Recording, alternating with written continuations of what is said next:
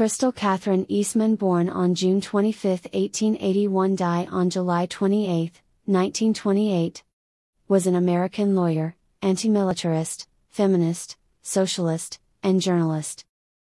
She is best remembered as a leader in the fight for women's suffrage, as a co-founder and co-editor with her brother Max Eastman of the Radical Arts and Politics magazine, The Liberator, co-founder of the Women's International League for Peace and Freedom, and co-founder in 1920 of the American Civil Liberties Union.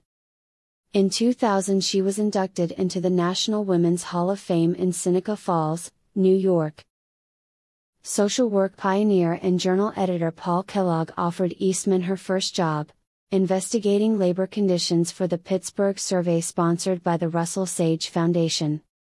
Her report, Work Accidents and the Law, 1910, became a classic and resulted in the first workers' compensation law, which she drafted while serving on a New York State commission.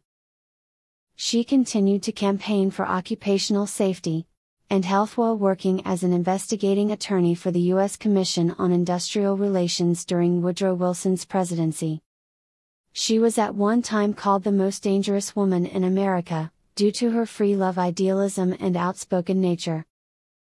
She advocated for motherhood endowments whereby mothers of young children would receive monetary benefits. She argued it would reduce forced dependence of mothers on men, as well as economically empower women. Emancipation. During a brief marriage to Wallace J. Benedict, which ended in divorce, Eastman moved to Milwaukee with him. There she managed the unsuccessful 1912 Wisconsin suffrage campaign. When she returned east in 1913, she joined Alice Paul, Lucy Burns, and others in founding the militant Congressional Union, which became the National Woman's Party.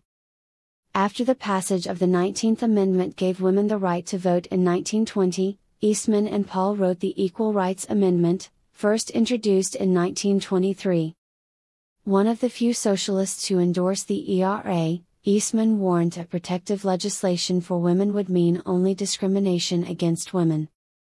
Eastman claimed that one could assess the importance of the ERA by the intensity of the opposition to it, but she felt that it was still a struggle worth fighting. She also delivered the speech, "Now We Can Begin," following the ratification of the 19th Amendment, outlining the work that needed to be done in the political and economic spheres to achieve gender equality. During World War I, Eastman was one of the founders of the Woman's Peace Party, soon joined by Jane Addams, Lillian D. Wald, and others. She served as president of the New York City branch. Renamed the Women's International League for Peace and Freedom in 1921, it remains the oldest extant women's peace organization. Eastman also became executive director of the American Union Against Militarism, which lobbied against America's entrance into the European War and more successfully against war with Mexico in 1916, sought to remove profiteering from arms manufacturing, and campaigned against conscription, imperial adventures and military intervention. When the United States entered World War I, Eastman organized with Roger Baldwin and Norman Thomas the National Civil Liberties Bureau to protect conscientious objectors, or in her words, to maintain something over here that will be worth coming back to when the weary war is over. The NCLB grew into the American Civil Liberties Union, with Baldwin at the head and Eastman functioning as attorney in charge. Eastman is credited as a founding member of the ACLU, but her role as founder of the NCLB may have been largely ignored by posterity due to her personal differences with Baldwin. After the war, Eastman organized the first feminist congress in 1919. At times she traveled by ship to London to be with her husband.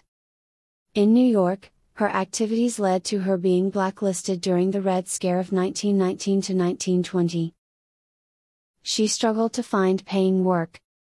Her only paid work during the 1920s was as a columnist for feminist journals, notably Equal Rights and Time and Tide. Eastman claimed that life was a big battle for the complete feminist, but she was convinced that the complete feminist would someday achieve total victory.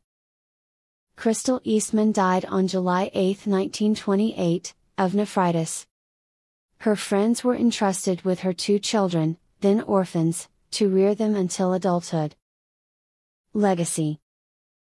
Eastman has been called one of the United States' most neglected leaders.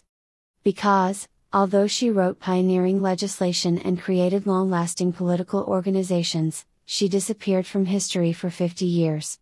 Frida Kirchway, then editor of The Nation, wrote at the time of her death, when she spoke to people, whether it was to a small committee or a swarming crowd, hearts beat faster.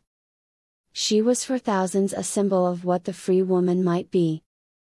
Her speech "Now We Can Begin," given in 1920, is listed as number 83 in American Rhetoric's Top 100 Speeches of the 20th Century, listed by rank. In 2000, Eastman was inducted into the American National Women's Hall of Fame in Seneca Falls, New York. In 2018, The Socialist, the official publication of the Socialist Party USA, published the article Remembering Socialist Feminist Crystal Eastman by Lisa Petriello, which was written on the 90th year anniversary of her, Eastman's, death to bring her life and legacy once again to the public eye. Thanks for watching HerStory channel.